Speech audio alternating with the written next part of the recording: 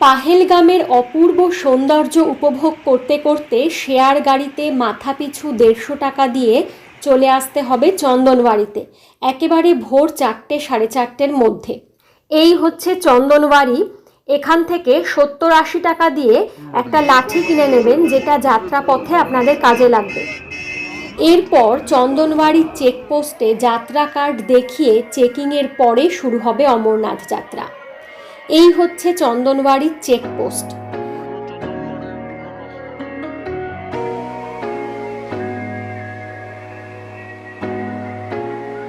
চেকিংয়ের পর এখান থেকে বেরিয়েই রাস্তার দুধারেই দেখবেন প্রচুর ভান্ডারা রয়েছে।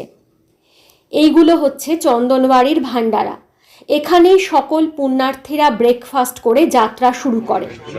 কথিত রয়েছে যে মহাদেব নাকি মাতা পার্বতীকে নিয়ে অমরনাথ গুহাতে যাবার সময় তার মাথার চাঁদকে এই চন্দনবাড়িতেই রেখে গিয়েছিল এবং তার সবসময়ের সঙ্গী নন্দীজিকে রেখে গিয়েছিল পাহেলগামে। যাত্রার শেষটা যেমন পরম শান্তির, যাত্রার শুরুটাও কিন্তু অপূর্ব সুন্দর। লোহার ছোট্ট একটা সেতু, যার নিচ দিয়ে বয়ে চলেছে লিডার নদী। এই অমরনাথ যাত্রা আপনারা পাহেলগাম বা বালতাল থেকে পঞ্চতরণী পর্যন্ত হেলিকপ্টারেও করতে পারেন। তার সম্পূর্ণ বিবরণ আমার অমরনাথ যাত্রার ফুল ভিডিওতে দেওয়া রয়েছে, যেটা আপনারা এই ভিডিওর এন্ড স্ক্রিন থেকে দেখে নিতে পারেন।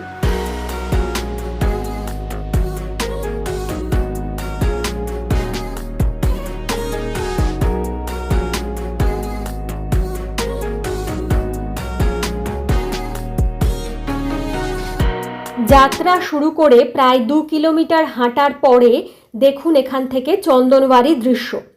ওই যে নিচে ওইটা হচ্ছে চন্দনবাড়ি, আর এর পরেই শুরু হবে পিসুটপের চড়াই।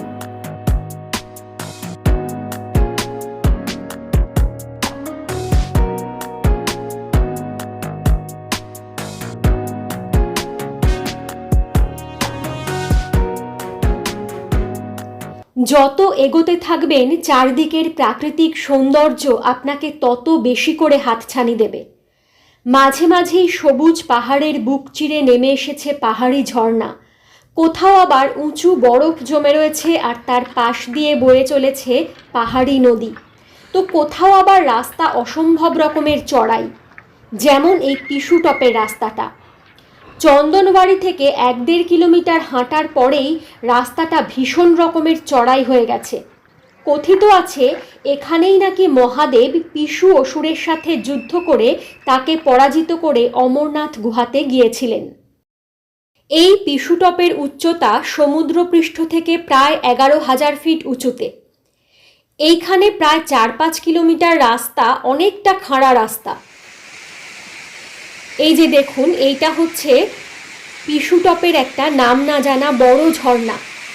রাস্তার ধারে কি সুন্দর রেলিং দেওয়া রয়েছে, আর রাস্তাটা কতটা একবারে ওপরে উঠে গেছে একটু দেখুন, নিচটা দেখালে বুঝতে পারবেন। এই যে দেখুন, একবারে হঠাৎ করে অনেকটা ওপরে উঠে গেছে এই 3-4 কিলোমিটার রাস্তা।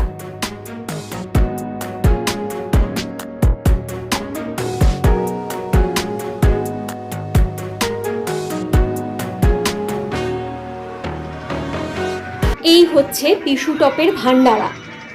সমস্ত রকমের ভেজ আইটেম আপনারা এই সমস্ত ভান্ডারাগুলোতে পেয়ে যাবেন।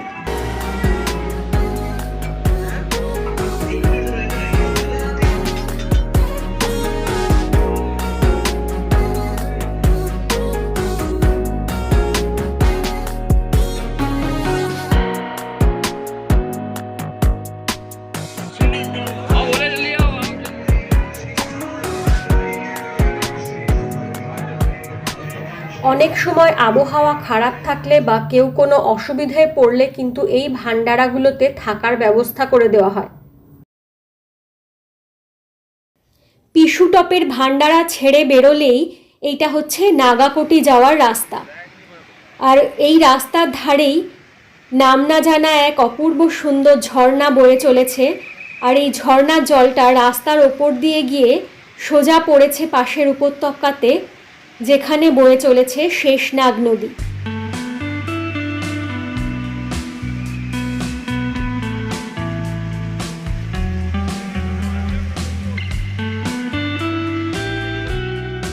এই যে নীল সবুজ শেডগুলো দেখতে পাচ্ছেন, এগুলো হচ্ছে অস্থায়ী টয়লেট। এই যাত্রাপথের পুরো রাস্তা জুড়েই কিন্তু জায়গায় জায়গায় বসানো হয়েছে এই রকম অস্থায়ী টয়লেট, ডাস্টবিন এবং জলের ট্যাঙ্ক। রয়েছে কিছু দূর পরপর মেডিকেল ক্যাম্প এবং পুরো রাস্তা জুড়ে রয়েছে প্রচুর সেনা। এইখানে দেখুন প্রচুর ঘোড়া দাঁড়িয়ে রয়েছে, এইটা হচ্ছে নাগাকোটি। অনেকেই আছেন যারা হাঁটা শুরু করেন কিন্তু মাঝ রাস্তাতে এসে অসুবিধার কারণে ঘোড়া নেন, তো নাগাকোটিতে এসে কিন্তু প্রচুর ঘোড়া পেয়ে যাবেন। এখান থেকে পঞ্চতরণী পর্যন্ত ঘোড়ার ভাড়া মোটামুটি 2500 টাকা মতো নেয়, তবে এই ভাড়ার কিন্তু কোনো ফিক্সড রেট নেই। নাগাকোটি জাজিবাল ছেড়ে এইটা হচ্ছে শেষনাগ যাবার রাস্তা।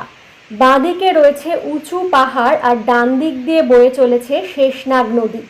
এই রাস্তাটা কিন্তু অনেকটাই সমতল। কি অপূর্ব সুন্দর জায়গাটা শুধু একবার দেখুন, প্রকৃতি যেন তার সবটুকু উজাড় করে দিয়েছে। ওই যে দেখুন, ওইটা হচ্ছে শেষনাগের ঝিল। এখান থেকে দেখা গেলেও ঝিলের সামনে যেতে কিন্তু এখনো প্রায় 1.5 থেকে 2 কিলোমিটার বাকি।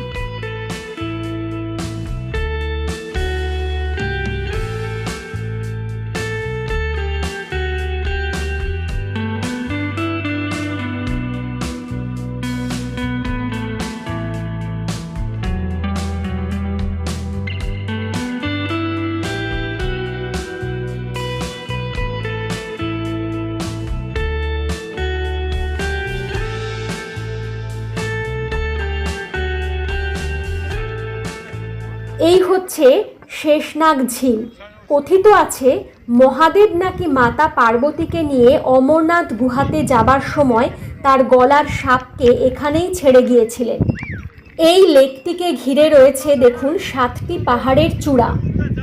এই 7টি পাহাড়ের চূড়া সাপের 7টি মাথাকে নির্দেশ করে।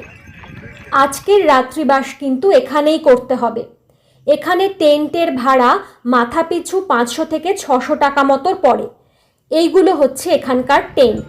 এখানে গরম জলও কিনতে পাওয়া যায়, 1 বালতি গরম জলের দাম 80 থেকে 100 টাকা মতো নেয়। আজকের রাত এখানে কাটিয়ে কালকে সকালে ভোরবেলা রওনা দিতে হবে পঞ্চতরণীর উদ্দেশ্যে। আজকের ভিডিও এখানেই শেষ করছি। এর পরের ভিডিওতে থাকবে শেষনাগ থেকে পঞ্চতরণী পর্যন্ত যাত্রাপথের সম্পূর্ণ বিবরণ।